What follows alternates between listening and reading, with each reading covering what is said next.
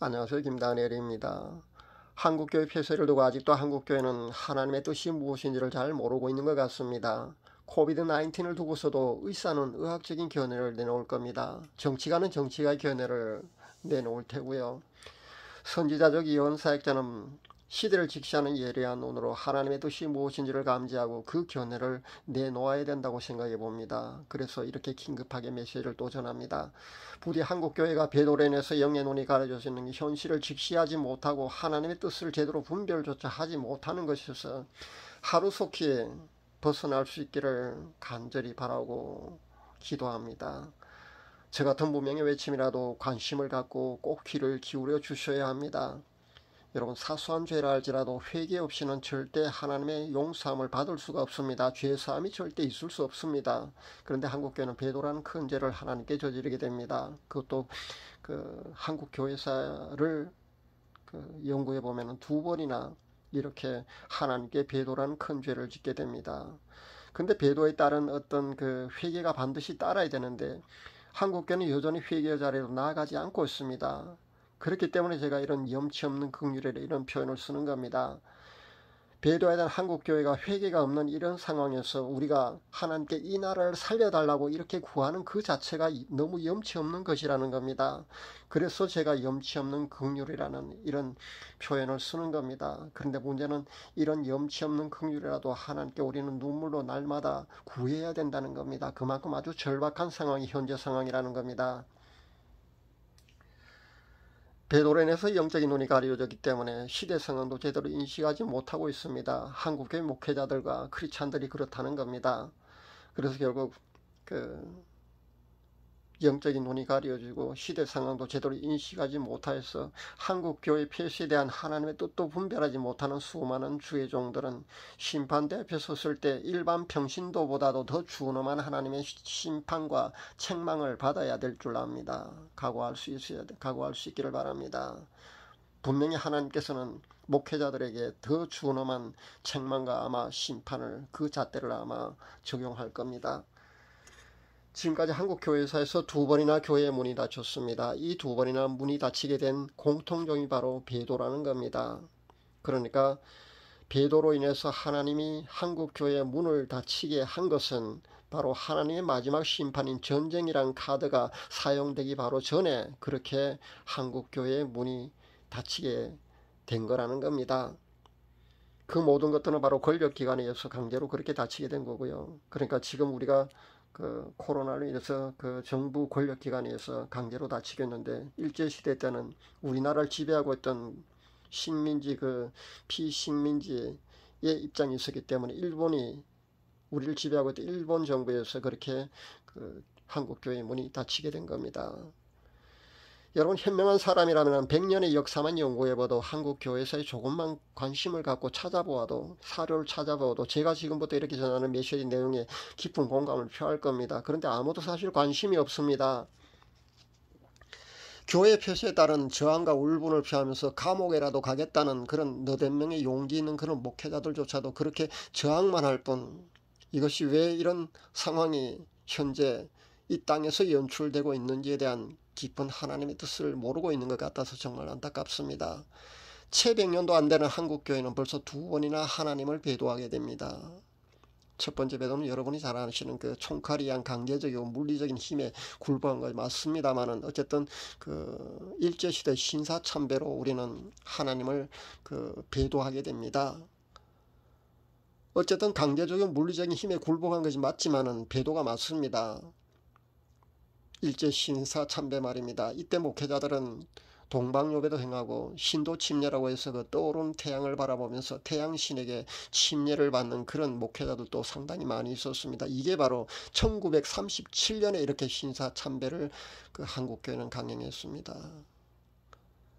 그리고 7년 후 1945년에 한국교회는 폐쇄가 되었거든요. 여러분, 2013년 WCC 부산 총회가 백스코에서 열렸습니다. 여러분 잘 기억하고 계시죠? 그 후부터 7년 후, 그러니까 2020년 작년에 한국교회가 폐쇄되었잖아요. 여러분은 어떻게 보십니까? 우연일 것 같습니까? 에서 우연이라고 우기고 싶은 사람은 그렇게 계속해서 우기시기 바랍니다. 기막힌 평행이론이지 않습니까? 역사적인 이런 똑같이 일어나고 있는 이런 사건을 보면서도 깨닫지 못한다면 정말 어리석다는 겁니다. 신사참배로 인해서 7년 뒤 교회가 폐쇄되는데 그 후 그러니까 5년 뒤 1950년에 결국 하나님의 마지막 카드가 이 땅에서 사용됩니다. 그게 바로 전쟁이라는 겁니다. 1950년 6월 25일 이 땅에서는 전쟁이 발발하게 됩니다.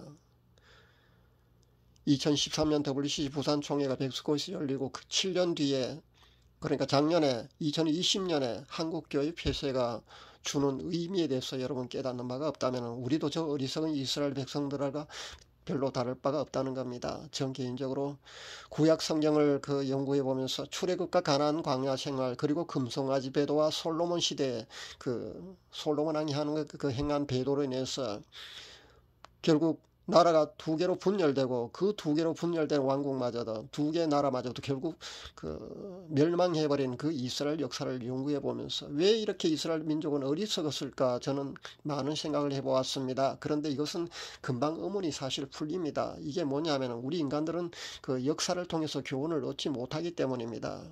인간의 한계라고도 볼 수 있습니다. 그리고 한 세대가 7, 80년 정도밖에 되지 않습니다. 그러니까 한 세대가 그것을 겪고 그 세대가 죽어버리고 다른 세대가 이렇게 바뀌게 되면은 그 뼈아픈 바로 앞전 세대가 겪은 그 뼈아픈 역사적인 사실조차 기억하지 못하고 잊어버린다는 겁니다. 그러니까 새로운 세대는 그 역사적 교훈을 교훈으로 삼을 수가 없다는 그런 말이 되겠습니다. 지금 우리 한국교회도 똑같지 않습니까? 일제신사참배라는 배도가 100년 전에 일어난 것도 아닙니다. 70여 년 전에 일어난 그 배도로 인해서 7년 뒤에 교회 문이 닫히고 5년 뒤에 이 땅에서 6.25 전쟁이 일어났는데 2013년 WCC 한국총회 유치회 그러니까 배도로 인해서 7년 뒤 2020년 작년에 교회 문이 닫혔는데도 똑같은 이렇게 진행되고 있는데도 불구하고 아직도 깨닫지 못하고 있다 이런 말씀입니다.